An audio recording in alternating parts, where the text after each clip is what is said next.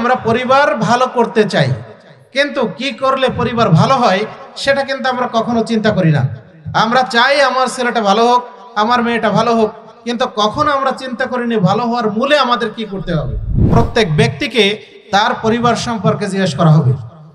তাহলে ব্যক্তিকে যখন পরিবার সম্পর্কে জিজ্ঞাসা করা হবে, সে যদি পরিবার সম্পর্কে যথার্থ দায়িত্ব পালন না করে, তাহলে আল্লাহর কাছে আমাদেরকে জবাবদিহি অবশ্যই করতে হবে। সে সময় আমরা আটকে যাব। এখন পরিবার যদি ভালো হয়, কাজও ভালো হবে। পরিবারটা যদি খারাপ হয়, তাহলে পরবর্তী জীবনে যারা কাজ করবেন সেগুলিও খারাপ হবে। প্রবাসী ভাইরা তারা ইউরো ডলারের লাভ করার জন্য তারা বিদেশে অক্লান্ত পরিশ্রম করেন, আর সেই টাকাগুলি বাড়িতে পাঠান, আর এদিকে স্ত্রী অন্যজনের সাথে পরকীয়া লিপ্ত হয়।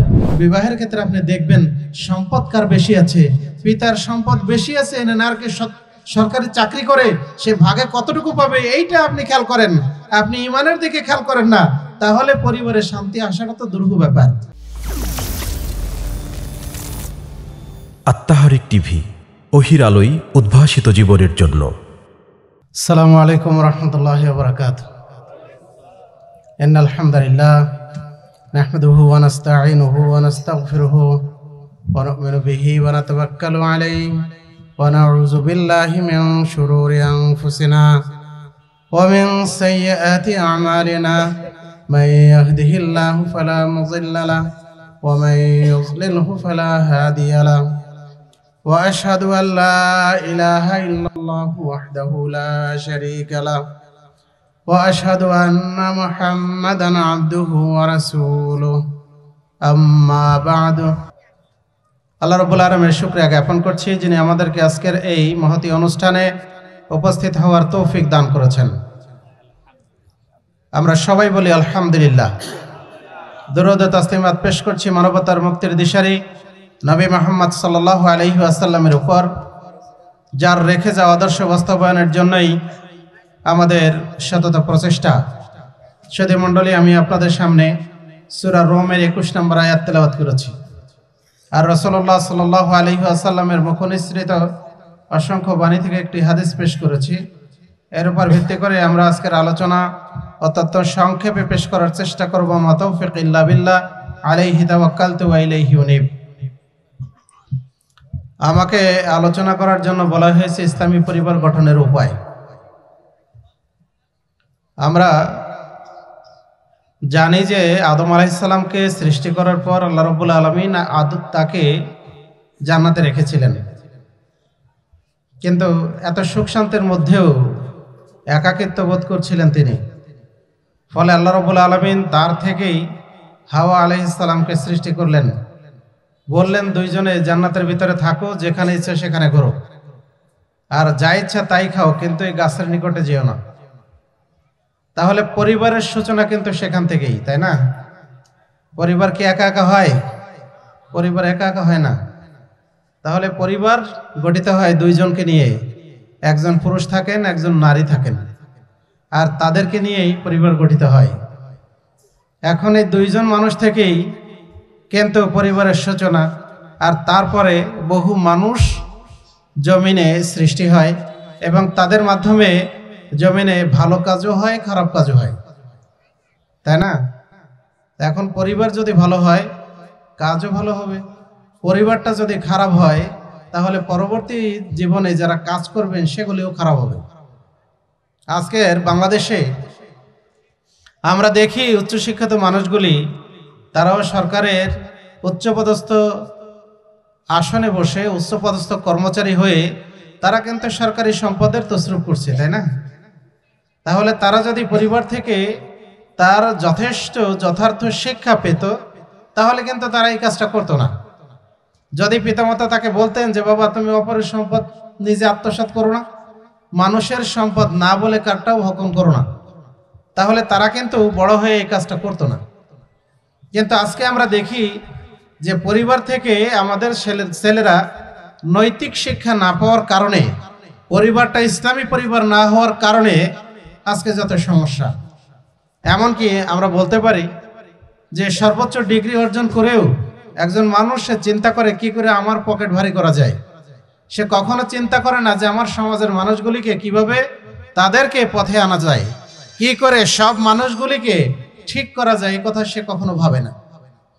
তাহলে আফসোস আমাদের জন্য, এই পরিবার যেহেতু মানুষের জীবনে প্রথম শিক্ষাগার, সুতরাং এই পরিবারটা যদি সুন্দর হয় তাহলে প্রত্যেকটি মানুষই সুন্দর হতে বাধ্য। আমরা ইমাম বুখারী রাহিমাহুল্লাহর কথা জানি, তাই না? শাইখুল ইসলাম ইবনে তাইমিয়া রাহিমাহুল্লাহর কথা জানি, আমরা ইমাম আহমদ ইবনে হাম্বল রাহিমাহুল্লাহর কথা জানি। এ ধরনের প্রথিত যত মুহাদ্দিসিন কেরাম আছে তাদের পিছনে দেখি তাদের পরিবারের একটা বিশাল বড় ভূমিকা ছিল। তাহলে যদি পরিবার ভালো হয়, পিতামাতা ভালো হয়, তাহলে তাদের থেকে সন্তানও আদর্শ সন্তান হিসেবে তৈরি হয়। কিন্তু পরিবার যদি নষ্ট হয় তাহলে সেখান থেকে কখনো মণিমাণিক্য আশা করা যায় না। সুতরাং সুধীমণ্ডলী, আমাকে আপনাকে পরিবারটা ঠিক করতে হবে। আল্লাহ রাব্বুল আলামিন বলছেন, ওয়ামিন আয়াতিহি আন খালাকা লাকুম মিন আনফুসিকুম আজওয়াজা।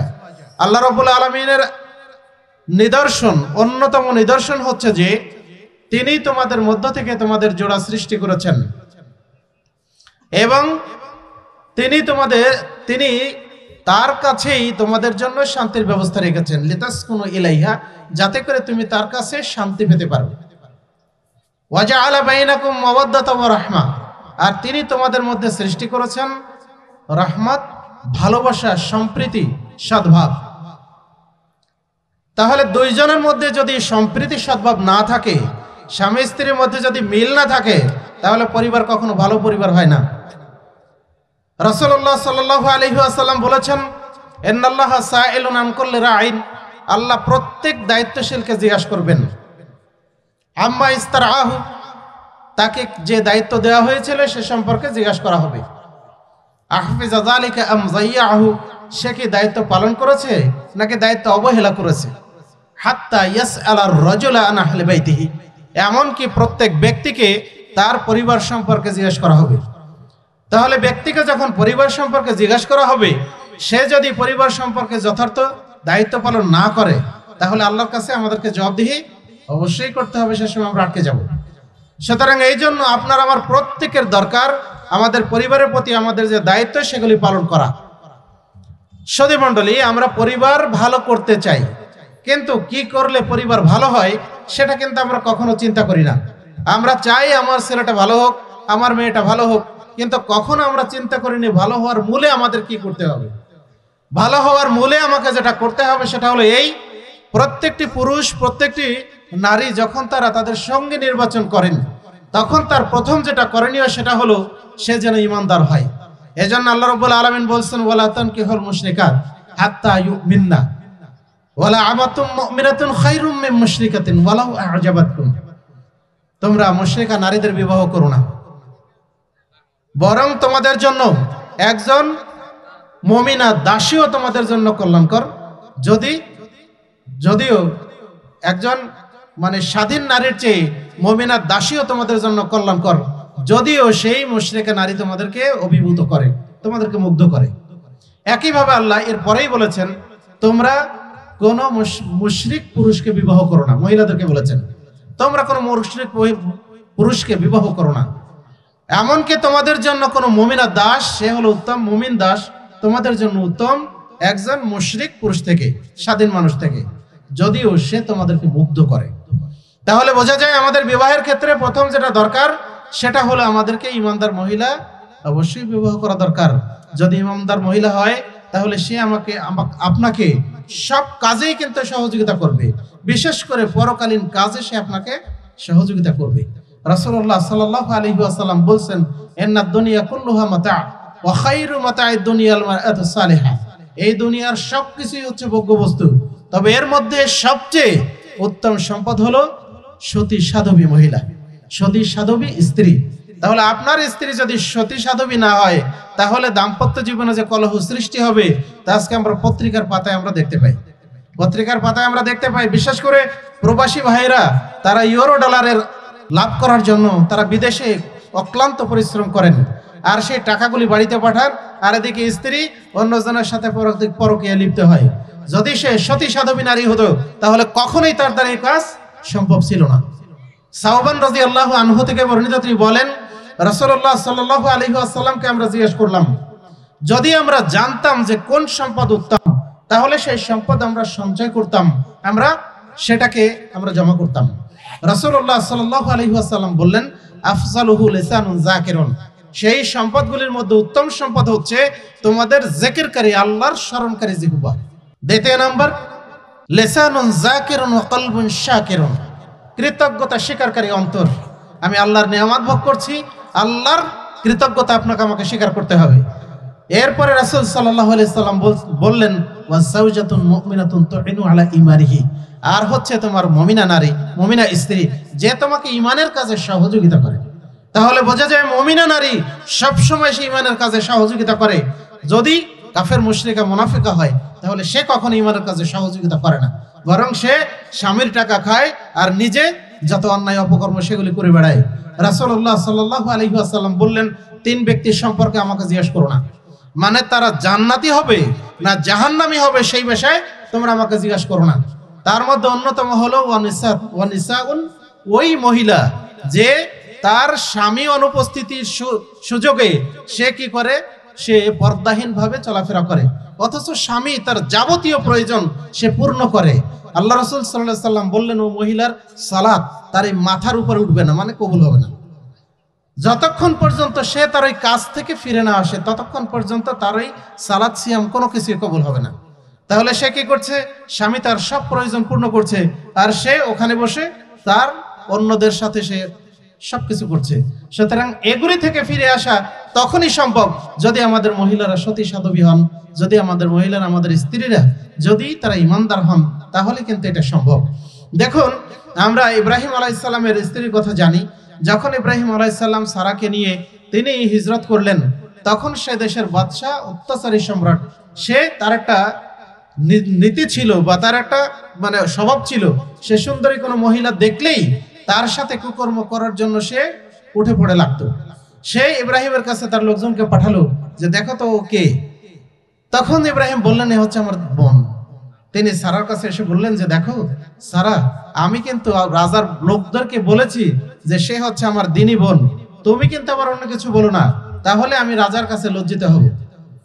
কারণ এই দুনিয়াতে তুমি আর আমি ছাড়া আর দুইজন ছাড়া কেউ কিন্তু মুসলিম নাই, সুতরাং তুমি আমার দিনী বোন। এবার সারা আলাইহিস সালামকে ধরে নিয়ে গেল। বাদশা আছে এক রুমে আর সারা আছেন, দুই রাকাত সালাত আদায় করলেন। এরপর আল্লাহর কাছে দোয়া করলেন, আল্লাহুম্মা ইন কুনতা তা'লামু আন্নী আমানতু বিকা ওয়া বিরাসূলিক, হে আল্লাহ তুমি যদি জেনে থাকো আমি তোমার উপর ঈমান এনেছি এবং তোমার রাসূলের উপর ঈমান এনেছি, ওয়ালা তুসাল্লিত আলাইয়াল কাফির ওয়া আহসানতু ফারজি ইল্লা আলা যাওজি, এবং আমি আমার লজ্জাস্থানকে হেফাজত করেছি তবে আমার স্বামী ব্যতীত। আল্লাহ তাহলে ফালা তুসাল্লিত আলাইয়াল কাফির, হে আল্লাহ তাহলে তুমি এই কাফেরকে আমার উপরে ক্ষমতা দিও না। যখন কাফের হাত বাড়িয়েছে তখন সে পড়ে গিয়ে মৃত্যুর মতো ঘুমাতে শুরু করেছে। একবার দুইবার নয়, তিনবার এই প্রচেষ্টা করেছে। সারা দেখলেন যদি মারা যায় তাহলে আর লোকেরা বলবে কোন ডাইনিকে ধরে নিয়ে এসে যে আমাদের রাজাকে মেরে ফেলেছে, আল্লাহ তুমি ওকে বাঁচিয়ে দাও। আল্লাহ তাকে জীবিত করে দিলেন। এরপর তৃতীয়বার প্রচেষ্টায় যখন সে ব্যর্থ হলো তখন সে বলল, আরে কোন শয়তানিকে ধরে নিয়ে এসেছো, যাও ওকে ইব্রাহিমের কাছে ফেরত দিয়ে আসো আর হাজেরাকে তাকে উপহার দাও। তাহলে একদিকে বলছে শয়তানি আর একদিকে বলছে হাজেরাকে উপহার দাও। তাহলে সাংঘর্ষিক কথা। এটা তখনই সম্ভব যদি আপনার সতীত্ব ঠিক থাকে, যদি আপনি প্রকৃত মুহসিনা নারী হন, যদি আপনি মুমিনা নারী হন, তাহলে এটা সম্ভব। আপনি ওই রকম একটা নারী বিবাহ করেন, আপনি সম্পদ না থাকলেও সেখানে শান্তি পাবেন। আর আপনার বিবাহের ক্ষেত্রে আপনি দেখবেন সম্পদ কার বেশি আছে, পিতার সম্পদ বেশি আছে না নারকে সরকারি চাকরি করে সে ভাগে কতটুকু পাবে, এইটা আপনি খেয়াল করেন, আপনি ইমানের দিকে খেয়াল করেন না, তাহলে পরিবারে শান্তি আসাটা তো দুরূহ ব্যাপার, তাই না? সুতরাং আপনি ইসলামী পরিবার চান, তাহলে আপনাকে ইসলামী একজন মুসলিম মুমিনা নারীকে বিবাহ করা দরকার। এটা হলো আপনার আমার প্রথম কাজ। যদি আপনি এটা করতে পারি তাহলেই কেবল আমাদের পরিবারটা ইসলামী পরিবার হওয়াটা সম্ভব। সাথী মণ্ডলী, আমাদের পরিবারে যদি আমরা শান্তি সম্প্রীতি বৃদ্ধি করতে চাই তাহলে আমাদের কিছু কাজ আছে। এক নম্বর কাজ হলো আমরা একে অপরের হকটা এটা আমরা আদায় করতে চাই না। সালমান রাদিয়াল্লাহু আনহুকে আবু দারদা রাদিয়াল্লাহু আনহুর সাথে ভ্রাতৃত্ব বন্ধনে আবদ্ধ করে দিয়েছিলেন। আবু দারদা হচ্ছেন আনসার আর সালমান হচ্ছেন মুহাজির। এবার দুই ভাইয়ের সাথে দুইজনের সাথে ভ্রাতৃত্ব বন্ধনে আবদ্ধ করে দিয়েছেন। সালমান ভাইয়ের অবস্থা জানার জন্য ভাইয়ের বাড়িতে গেছেন, গিয়ে দেখছেন যে উম্মুদ দারদা মানে আবু দারদার স্ত্রী বাড়ির সামনে বসে আছে। সে সময় পর্দার আয়াত নাজিল হয়নি, উস্কো খুস্কো চুল, এলোমেলো কাপড়, বসে আছে ওই অবস্থায়। সালমান জিজ্ঞাসা করছে মা শানুকে, ইয়া উম্মুদ দারদা, হে উম্মুদ দারদা তোমার এই অবস্থা কেন? তখন সে বলছে আপনার ভাই আবু দারদার দুনিয়ার কোনো প্রয়োজন নাই, মানে আল আকিলু তাকফিহুল ইশারা, আর বিবেকবানের জন্য ইঙ্গিতে যথেষ্ট। তাহলে উনি বুঝে ফেললেন যে আসলে কি বলতে চাচ্ছেন। এবার আবু দারদা বাড়ি আসলেন, ভাইয়ের জন্য খাবার তৈরি করেছেন। এবার ভাই খাবার সামনে নিয়ে বলছে আবু দারদা তুমিও খাও, কিন্তু আবু দারদা বলছে আমি সায়েম আছি। সালমান রাদিয়াল্লাহু আনহু বললেন তুমি না খাওয়া পর্যন্ত আমি খাবো না। তাহলে নফল সিয়াম ভাঙা যায়, তাই না? নফল সিয়াম এটা ভাঙাটাও একটা সুন্নাত। এবার তিনি খেলেন। রাত্রি যখন হলো তখন ভাইয়ের জন্য সুন্দর বিছনা তৈরি করেছে। সালমানকে বলছে যে আপনি ঘুমান। এবার আবু দারদাকে সালমান বলছে তুমি কি করবে? বলছে যে আমি একটু কিয়ামুল লাইল করি। তখন আবু সালমান বললেন যে না তুমিও ঘুমাও। এবার তাকেও ঘুমাতে বাধ্য করলেন, সবাই ঘুমালেন। রাত্রের শেষ তৃতীয়াংশে সালমান রাদিয়াল্লাহু আনহু তাকে জাগিয়ে দিয়েছেন, ওঠো এখন সালাত আদায় করো। তারা সালাত আদায় করলেন। এরপর বললেন ইন্নালি রাব্বিকা আলাইকা হাক্কুন ওয়ালি জাসাদিকা আলাইকা হাক্কুন ওয়ালি যাওজিকা আলাইকা হাক্কুন ফাতি কুল্লা যী হাক্কিন হাক্কাহু। জেনে রাখো হে আবু দারদা, তোমার জন্য তোমার রবের হক আছে, তোমার প্রতি তোমার শরীরের হক আছে, তোমার প্রতি তোমার স্ত্রীর হক আছে। সুতরাং প্রত্যেকের হক তুমি যথাযথভাবে দিয়ে দাও। সকালবেলা যখন আবু দারদা রাসূল সাল্লাল্লাহু আলাইহি সাল্লামের দরবারে গিয়ে বললেন আল্লাহ রাসূল সালমান এই কথা বলেছে, তখন রাসূল বললেন সাদাকা সালমান, সালমান ঠিকই বলেছে। আপনি যখন খাবার টেবিলে বসেন, ডাইনিং টেবিলে বসেন, তখন সুস্বাদু খাবারগুলি আপনার যা প্রিয় আপনি খেতেই থাকেন, শেষ হয়ে যায়। আর স্ত্রীর কথা আপনার খোঁজই থাকে না, স্মরণই থাকে না যে স্ত্রীরও খাওয়ার প্রয়োজন আছে, তাই না? আর যখন খাবার শেষ হয়ে যায়, তরকারি থাকে না, তখন মা বোনেরা কখনো কাঁচামরিচ পেঁয়াজ কখনো অন্য কিছু দিয়ে কোনো মতে ক্ষুধা নিবারণের জন্য একটু খেয়ে শেষ করে দেয়। এইটা কি আমাদের দায়িত্ব? হাকিম বিন হিজাম রাদিয়াল্লাহু আনহু তিনি রাসূলুল্লাহ সাল্লাল্লাহু আলাইহি ওয়াসাল্লামকে বললেন আল্লাহ রাসূল আমাদের স্ত্রীদের উপরে আমাদের হক কি? তখন তিনি বললেন শোনো, যখন তুমি খাবে তখন তাকে খাওয়াবে। তার মানে আমি যখন খাবো তখন স্ত্রীটা খোঁজ রাখা দরকার, পারলে একসাথে খান, তাহলে আপনার আমার মধ্যে ভালোবাসা বৃদ্ধি হবে, মহব্বত বৃদ্ধি হবে, তাই না? আর দেখা যায় আপনি খাচ্ছেন স্ত্রীর খোঁজই নেই। আয়েশা রাদিয়াল্লাহু আনহা বলছেন আমি আর রাসূল সাল্লাল্লাহু আলাইহি ওয়াসাল্লাম একসাথে খেতে বসে গোশতের হাড্ডিটা আমি খেয়ে যখন রেখে দিতাম তখন রাসূল সাল্লাল্লাহু আলাইহি ওয়াসাল্লাম ওইটা আবার নিজে চাবাতেন। সুবহানাল্লাহ বিহামদিহি। ভালোবাসা, মহব্বত, প্রেম প্রীতি এটাকেই তো বলে। আর আপনি আমি ওরে সুবহানাল্লাহ, যদি এক গ্লাসে পানি খাই তাহলে সেখানে আর মুখ দেওয়া যাবে না। অথচ আয়েশা রাদিয়াল্লাহু আনহা বলছেন আমি গ্লাসে পানি খেয়ে রেখে দিলে আমি যেখানে মুখ লাগাতাম রাসূলুল্লাহ সাল্লাল্লাহু আলাইহি ওয়াসাল্লাম সেখানেই মুখ লাগাতেন। একেই তো বলে ভালোবাসা, তাই না? আপনি বিবাহের আগে প্রেম প্রীতি আর ভালোবাসা করবেন, বিবাহের পরে অবশিষ্ট কি থাকবে, তাই না? সুতরাং এটা পরে করেন, আগে না। পরে যদি করেন তাহলে পরিবারে শান্তি ফিরে আসবে। সুধী মণ্ডলী, আমি আপনি প্রত্যেকে স্ত্রীর হক জানি। এরপর রাসূল সাল্লাল্লাহু আলাইহি ওয়াসাল্লাম বললেন তুমি যখন কাপড় পরিধান করবে অথবা যখন তুমি উপার্জন করবে তখন তুমি তোমার স্ত্রীকে কাপড় পরাবে। তার মানে আমরা কি আমাদের স্ত্রীদের কাপড় পরাই না? এর অর্থ এই নয়। এর অর্থ হলো তোমার 5টা 7টা 10টা থাকবে আর স্ত্রীর 2টা থাকবে না, এমনটা নয়।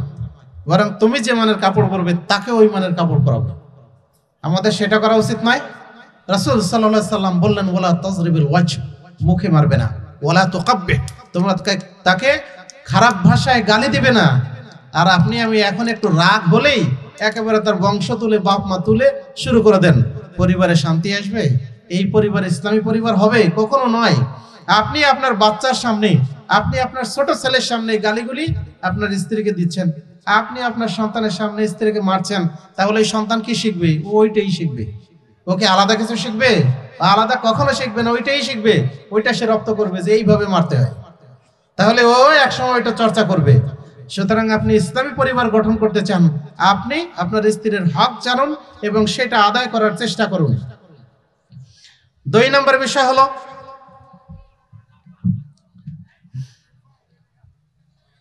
আমরা সূরা আলে ইমরানের 133 নম্বর আয়াত এবং তার পরের 34 নম্বর আয়াত আল্লাহ বলছেন যে মুত্তাকিদের জন্য আমি জান্নাত তৈরি করে রেখেছি।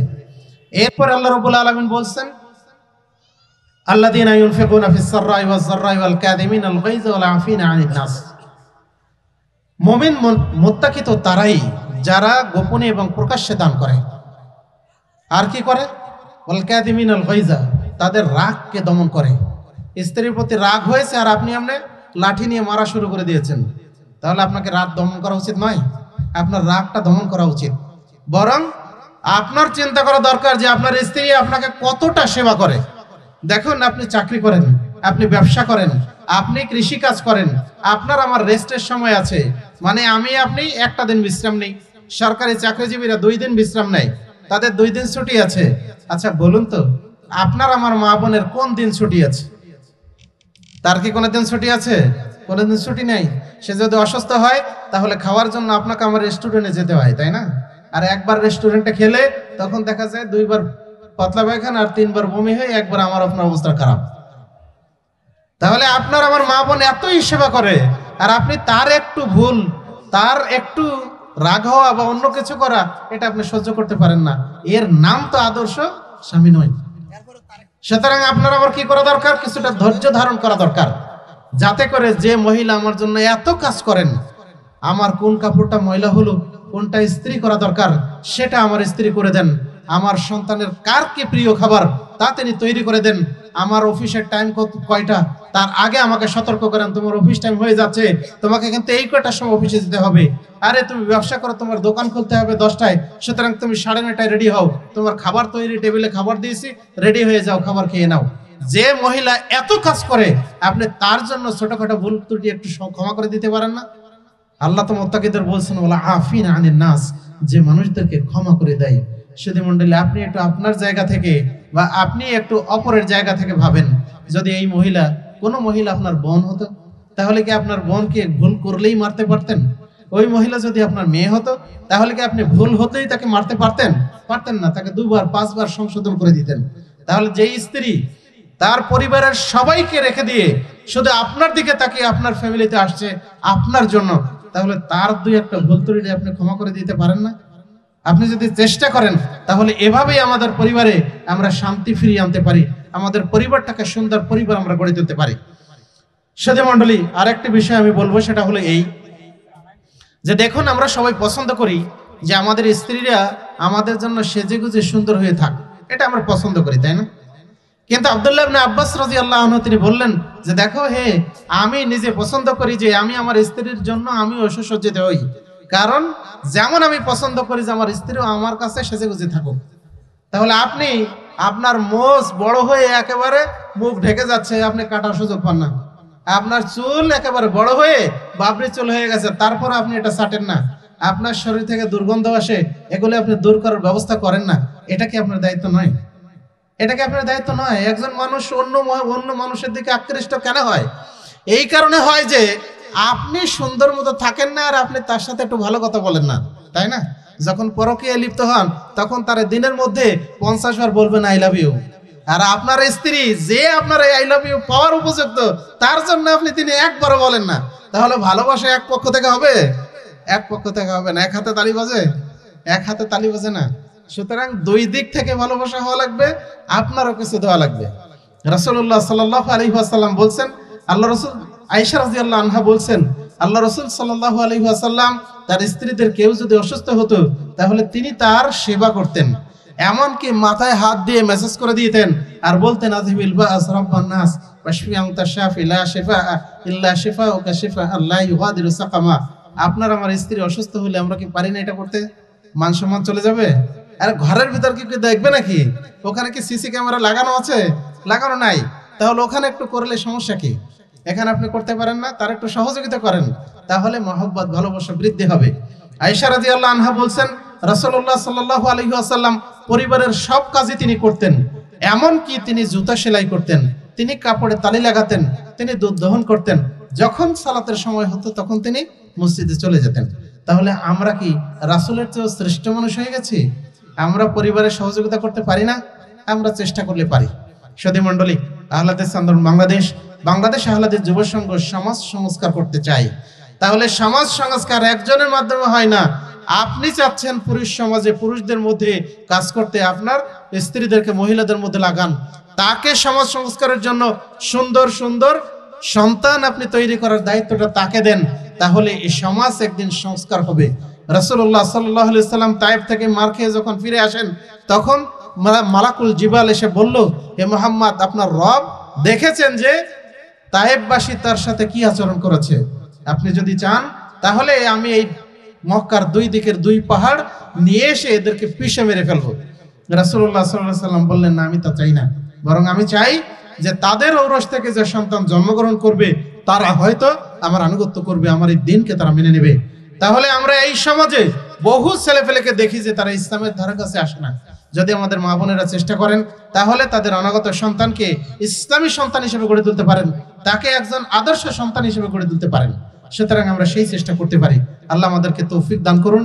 আমরা যেন সবাই চেষ্টা করি যে আমাদের মা বোনেরা যেন আদর্শ সন্তান আমাদেরকে উপহার দেন এবং তাদের মাধ্যমে এই সমাজটা সুন্দর সমাজে পরিণত হয়।